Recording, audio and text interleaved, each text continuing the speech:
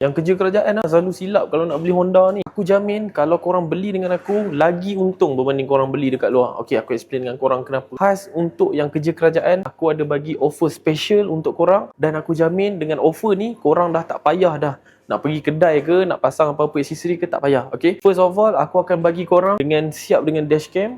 Okay, dengan tinted dah siap pasang. Minyak pun aku bagi full, budi ke tak budi ke, minyak aku bagi full. Lepas tu ada lagi dengan service voucher pun RM600. Ada lagi dengan 2 payung and ada 10 merchandise Honda. On top of that, masa hari delivery, aku janji dengan korang, aku bagi RM500 cash in hand. Okay? Tak dapat RM500, jangan balik.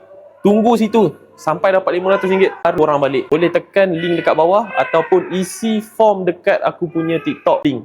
Okay? See you. Okay, aku nak cerita sikit pasal rebate untuk Honda City ni bersempena dengan kempen yang aku baru saja lancarkan ni.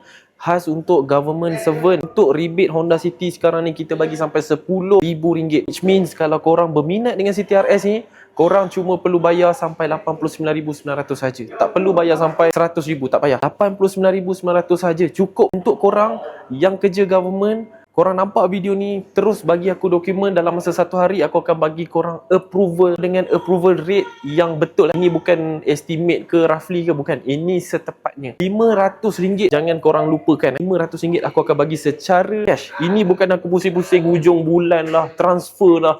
Tak, bukan. Dia bukan masuk dalam loan, bukan. Aku akan bagi secara cash. Bila tu bang, abang nak bagi tu bang? Okay, hari yang korang ambil kereta, bila habis je korang ambil gambar dengan aku pastikan aku akan datang depan kereta ni dan bagi korang duit RM500. So, apa lagi korang tunggu? Dengan aksesori pun korang dapat, dashcam dengan tinted siap pasang, minyak penuh, ada service voucher lagi. Klik dengan RM500 extra. Apa lagi yang korang nak?